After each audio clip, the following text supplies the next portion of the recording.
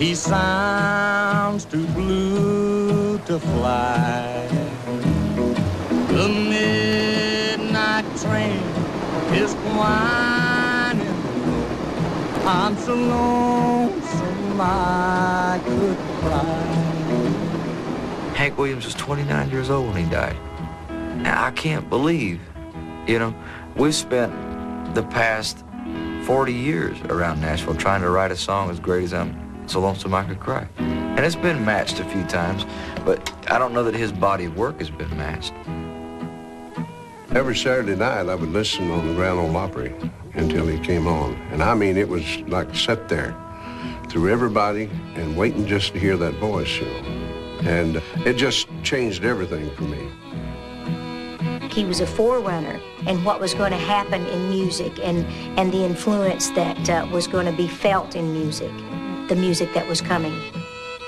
The songs that he wrote touched everybody.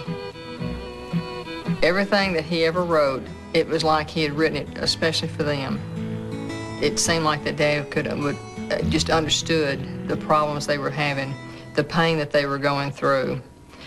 And I think that's one thing that drew them to Daddy. In a recording career that lasted just 6 years, Hank Williams had 40 top 10 hits. 11 hit #1. Hank left a wealth of music recorded by other artists nearly 1,000 times over. But this man who achieved so much in so little time had an humble beginning.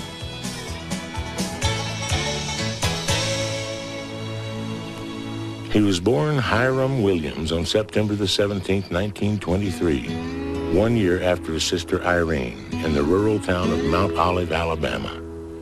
Hank was born with a congenital spinal problem that tormented him the rest of his life. His mother, Lily, sold strawberries and eventually ran a series of boarding houses. His father, Lon, was an engineer on a logging train, but he left the family early on to spend a decade in VA hospitals. He influenced Hank by his absence more than anything else.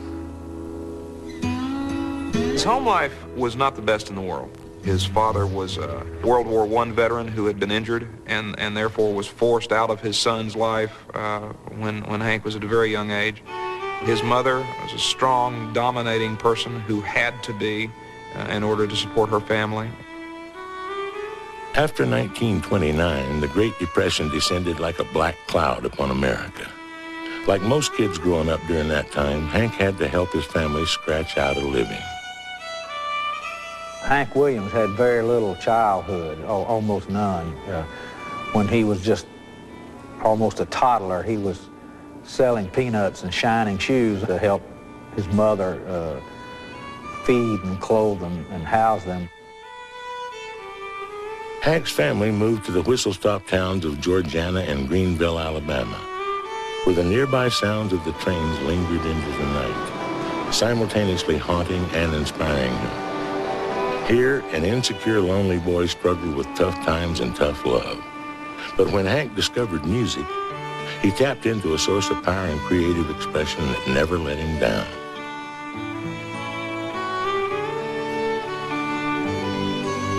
Like most Southerners, Hank's education began in church, where he was infused with the teachings and the music of gospel. Those experiences later found their way into many of his songs. Hank never forgot those Sunday mornings singing by his mother's side as she coaxed Amazing Grace out of an old organ.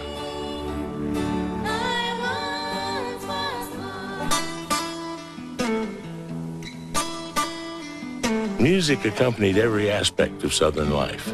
Hank soon developed an interest and respect for the street musicians who played the blues. A man named T-Tot was a profound influence.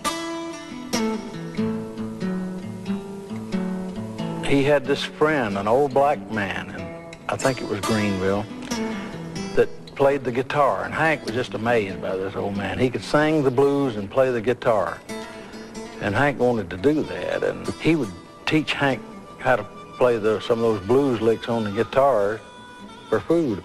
So I think some of that element right there stuck with Hank Williams all of his life. Country music and blues are close relatives. It's the same man singing the same song about the good and the bad times, a woman he's got, a woman he wants, and one he can't get rid of.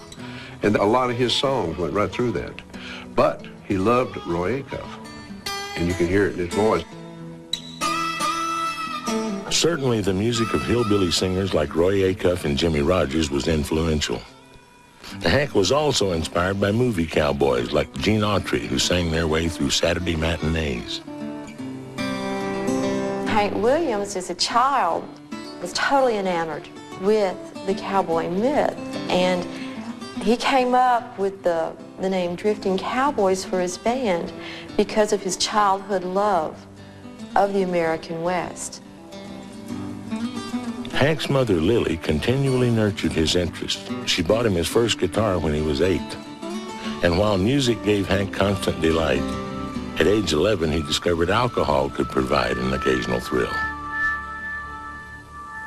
He did drink, when he was quite young. That's when he got started. Because of national prohibition and local dry laws, kids drinking moonshine was a fact of life in the rural South. At square dances attended by Hank and his cousins, they found the musicians often stashed their hooch in the woods. And Hank and his cousin would watch where they would hide it.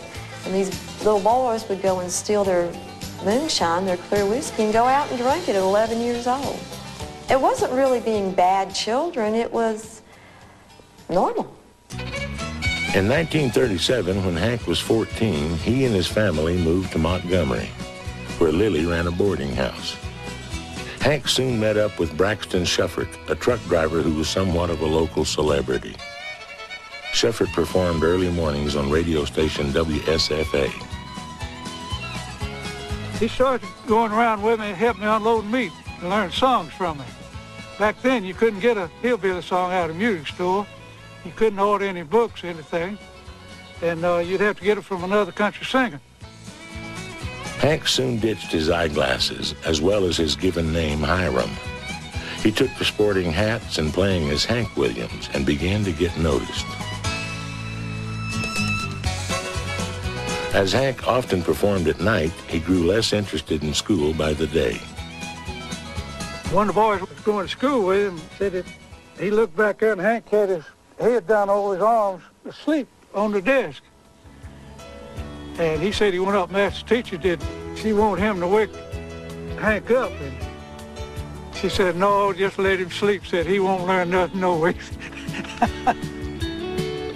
Hank never finished high school. Instead, during his late teens, he became a fixture in downtown Montgomery. When he performed an original song at a talent contest here at the Empire Theater, he won first prize. Soon he was playing regularly on radio station WSFA, which at the time broadcast from the Jefferson Davis Hotel. Lonely, insecure, poor. But when he strapped on that guitar, he emerged from the depths of America's Great Depression like so many artists from that lost generation. He became the enduring legend that was Hank Williams.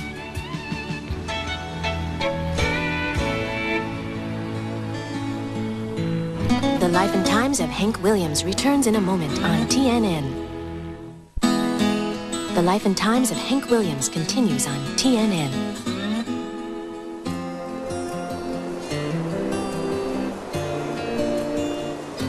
During the formative years of Hank Williams' career in Alabama, the life of a musician was quite rough. There were brawls and even killings in some of the honky-tonks and dance halls. Hank got into many fights and often carried a gun, though he never used it. Sometimes you'd have to find your quickest place to get out of there you could. We went there to play, we didn't go there to fight.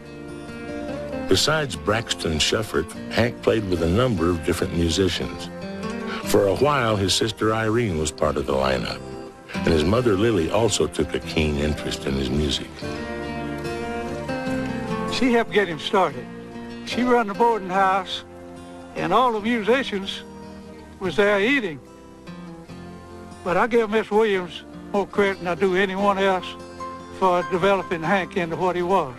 Because she stood behind him, she helped book the shows, took up the money, and fed the musicians. She paid him, you know, and she would pay Daddy, you know, just like he was just an employee. They had some trouble about that because he felt like that she wasn't paying him what she was supposed to be getting. But I guess she felt like she could probably manage the money better than Daddy could. Maybe she was afraid he'd drink it up. When Hank needed distance from his mother, he often headed south. I was in Pensacola, Florida on WCOA, and I was on about twice a day there, and he heard me. He come down to see about the job. So I gave him $8 a week, and then eventually raised him to 10. He just beat them all. And he had that old country sound, you know, get down to where people lived at. Neil McCormick was the pioneering leader of an all-electric band. As he was about 10 years older than Hank, he took him under his wing. I think he's looking for a daddy figure, you know. I think that helped a lot, and I tried my best to be like a daddy to him. He had a lot of troubles, and he'd get where he'd get off at night. I'd pay him off, and he'd get drunk every once in a while. But he didn't give me much trouble about drinking, because he knew I wouldn't put up with it. Neil was more than a father to Hank. He was a mentor. He showed Hank a technique that proved crucial to his sound. I showed him a lot of rhythm section and things like that he learned that would help him in what he done after he got started. And I told him, I said, son, that's what's going to take to make you where you ought to go. I showed him how the lick went, hit the bass, and then give that quick snatch to the bottom, make it snappy, you know. So I got him on there. Hank took Neil's ideas about giving country music a strong dance beat and continued to form different bands back in Alabama. But at one point, World War II temporarily derailed his career. With his bandmates getting drafted, Hank was often scrambling for musicians. He himself was 4F because of his chronic back trouble and poor eyesight. For a while, Hank joined the war effort in the shipyards of Mobile, Alabama. But he soon got back into music. When Hank was dismissed by radio station WSFA for excessive drinking, he turned his attention to medicine shows. These were a source of steady work for musicians and popular entertainment in small towns. Their whole key was to sell that old patent medicine. They had to have talent, and good talent, because good talent always draws a big crowd. And so they had heard Hank, and they offered him a steady gig, as they say. And he got to sell the bottles, too, and got a commission on that. But believe me, that was a way to meet the girls. When Hank was 18, that's exactly how he met his future wife. Audrey Shepard Guy was also 18, but already had a child from a short-lived marriage. Skeptical of men, Audrey was at first concerned about Hank's drinking. But after a year in which he proved he could stay sober, Hank married Audrey and unofficially adopted Lucretia, her little girl.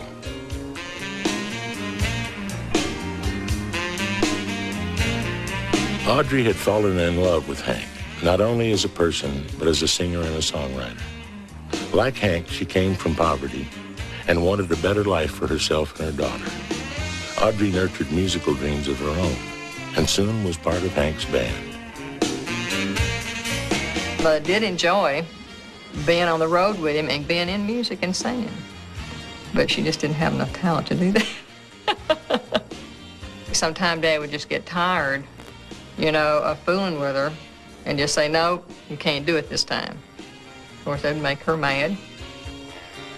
Meanwhile, trouble between Audrey and Hank's mother, Lily, soon erupted. They both wanted to control Daddy. They both wanted to take care of his career. So consequently, they did have their differences. Lily wanted to continue doing the booking and collecting the money and paying the money out like she wanted to, and Mother felt like that it was time that she started doing that, and she felt like that Dad should be getting more money than what he was getting. So they did have quite a few arguments about who was going to rule Daddy. So, but Mother won out. Audrey's sights were on Nashville. where the newlyweds could put some distance between themselves and Lily. But her main goal was to get closer to the Grand Ole Opry and a rapidly growing music publishing company called Acuff Rose.